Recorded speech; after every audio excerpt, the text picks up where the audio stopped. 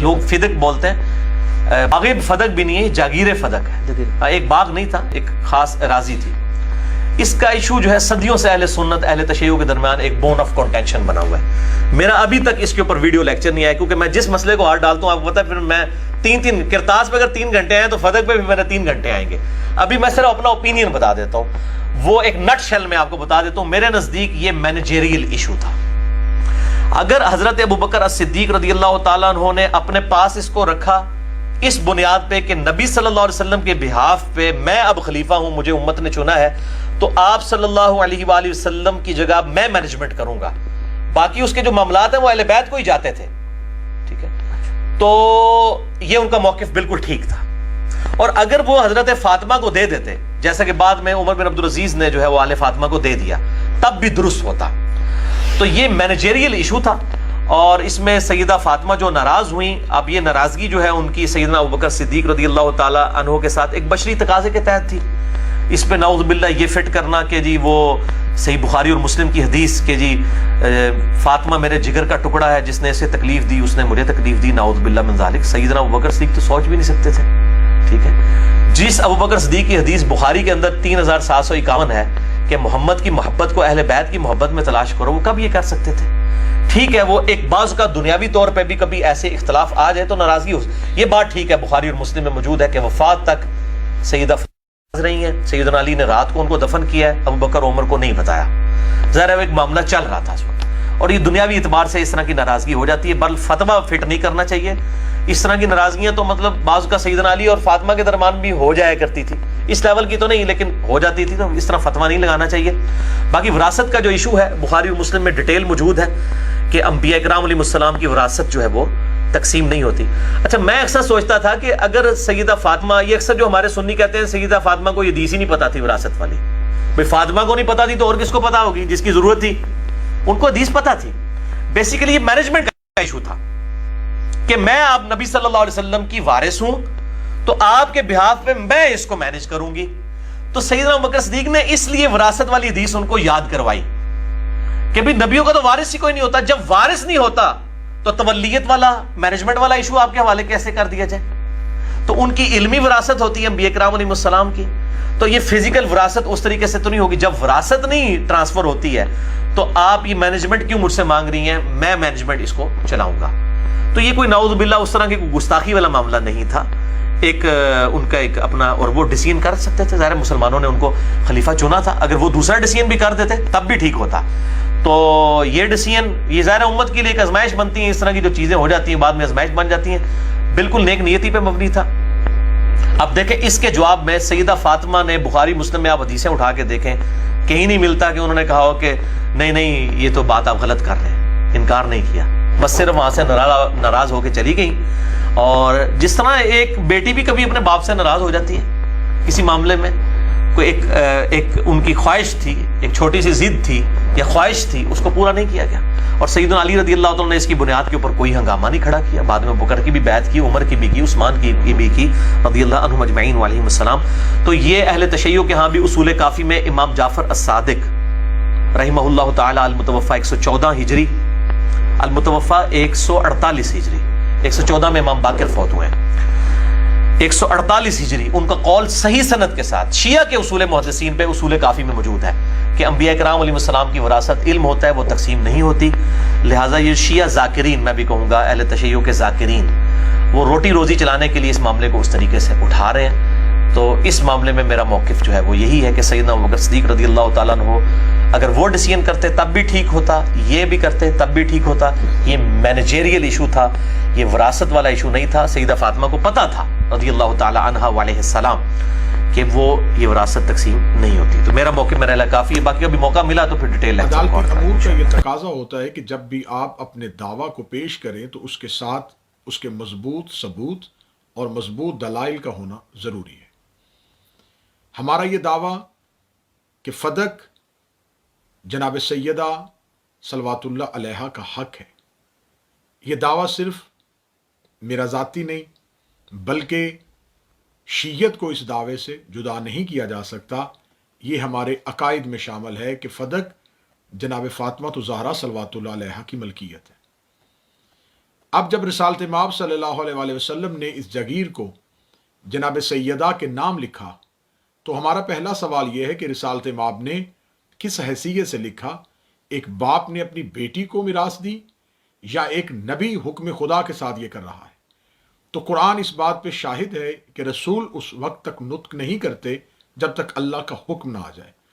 تو خدا کے حکم کے ساتھ بولنے والے رسول نے بحکم پروردگار اس جگیر کو جناب سیدہ کے نام پہ لکھا، اور یہ تحریر رسالت مآب نے جو لکھی اس کو معتبر کتابوں سے ثابت بھی کیا، اور معتبر کتابوں میں اس کا مکمل تذکرہ موجود ہے، جیسا کہ فتاوی عزیزی میں شاہ عبد العزیز محدث دہلوی نے اس کو کچھ اس انداز میں لکھا، یعنی وقف کیا محمد ابن عبداللہ ابن عبد المطلب بن ہاشم بن عبد مناف نے اس موضع کو جس کی حد معلوم ہے حضرت فاطمہ کے لیے، اور ایسا وقف کیا کہ حضرت فاطمہ کے سوا دوسرے کے لیے وہ موضع حرام کر دیا گیا، اور ہاں حضرت نے حضرت فاطمہ کے لیے یہ وقف ہمیشہ کے لیے کر دیا، اور یہ شرط فرما دی کہ حضرت فاطمہ کی وفات کے بعد یہ موضع ان کی ضروریات کے لیے وقف رہے گا۔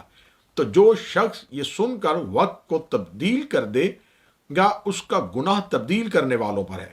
تحقیق اللہ سننے اور جاننے والا ہے۔ اب ہمارا سوال یہ ہے کہ کیا نبی کسی ایک چیز کے لیے دو طرح کے فرمان جاری کر سکتے ہیں؟ ایسا ہرگز نہیں ہو سکتا۔ اگر رسالت مآب صلی اللہ علیہ وآلہ وسلم نے یہ جگیر جناب سیدہ کے نام بحکم پروردگار لکھ دی تھی، تو پھر اس جگیر کو لکھنے کے بعد رسالت مآب ایسی حدیث کیسے کہہ سکتے ہیں کہ ہماری کوئی میراث نہیں ہے یا میرا کوئی ورثہ نہیں ہے؟ تو ایک ہی چیز کے لیے رسالت مآب کے دو طرح کے فرمان کیسے ثابت ہو سکتے ہیں؟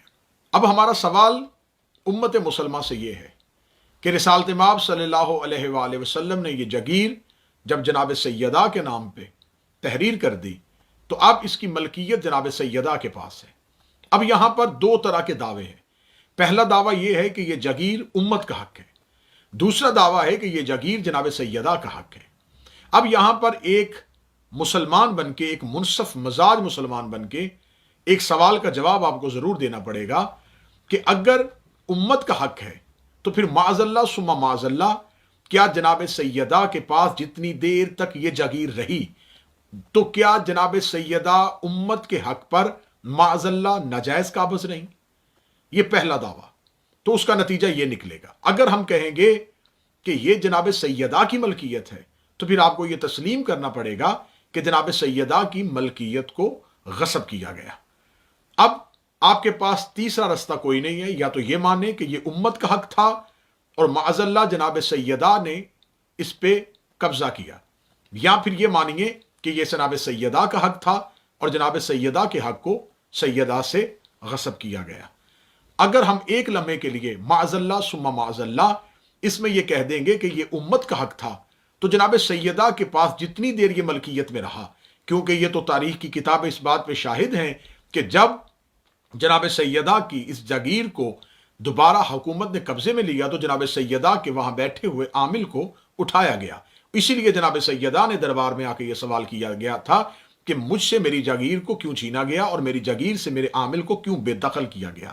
اس کا مطلب ہے کہ جس وقت حکومت نے جناب سیدہ سے یہ جگیر حاصل کی اس وقت جناب سیدہ اس پہ مالکن کی حیثیت سے موجود تھی اور ان کی ملکیت میں تھا۔ اگر ہم کہیں گے یہ امت کا حق تھا تو سیدہ کے تصرف میں کیسے رہا؟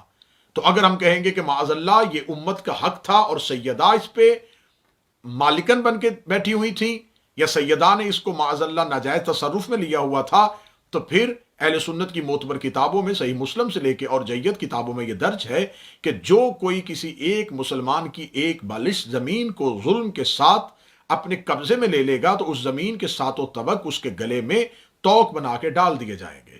دوسرا سوال کہ اگر جناب سیدہ صلوات اللہ علیہا دربار میں کسی اور کی ملکیت کے لیے اپنا مطالبہ کر رہی ہیں تو پھر اگر ہم کہیں گے یہ مطالبہ غلط ہے تو پھر قرآن کی آیت تطہیر ہمارے سامنے کھڑی ہے کہ ہر طرح کی غلطی اور ہر طرح کے رجس سے آل محمد کو ہمیشہ کے لیے اس رجس کو دور کیا ہوا ہے۔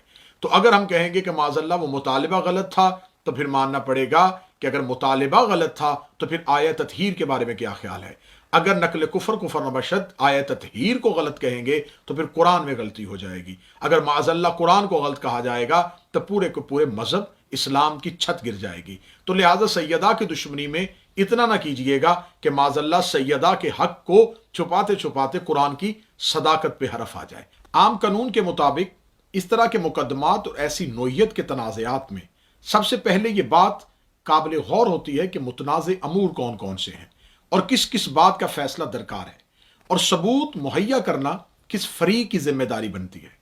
یہ بات طے شدہ ہے کہ ثبوت مہیا کرنا اسی کی ذمہ داری ہوتی ہے جس کا دعویٰ ثبوت چاہتا ہو، اور اگر وہ ثبوت پیش نہ کر سکے تو اس کے دعوے کو رد کیا جاتا ہے. یہ تنازع جس کا دعویٰ بی بی پاک صلوات اللہ علیہا نے کیا، اسلامی قانون کی کتاب قرآن مجید سے وہ حق ثابت ہوتا ہے، کیونکہ قرآنی احکام جناب سیدہ کے دعویٰ کے حق میں ہے. اب یہاں میں امت مسلمہ کے سامنے اور ہر جیت صاحب شعور مسلمان کے سامنے 5 سوالات رکھنا چاہتا ہوں. میں نے دعویٰ کیا جناب سیدہ کا حق تھا، میں نے اس پہ ثبوت فراہم کیے، اور آگے بھی یہ انشاءاللہ ویڈیو کا سلسلہ چلتا رہے گا تو ہم کوشش کریں گے کہ انتہائی احسن طریقے سے اس ایک اہم مسئلے کی طرف آپ کی توجہ کو مبذول کروائیں. میں 5 سوالات رکھنا چاہوں گا ہر ایک ذی شعور مسلمان کے سامنے کہ وہ ان 5 سوالات کے جواب تلاش کرنے کی کوشش کریں، کیونکہ ہم سے اکثر سوالات ہوتے ہیں. ہم چاہتے ہیں کہ آج ہم ان سوالات کو پلٹائیں اور 5 سوالات ہم آپ کے سامنے رکھتے ہیں.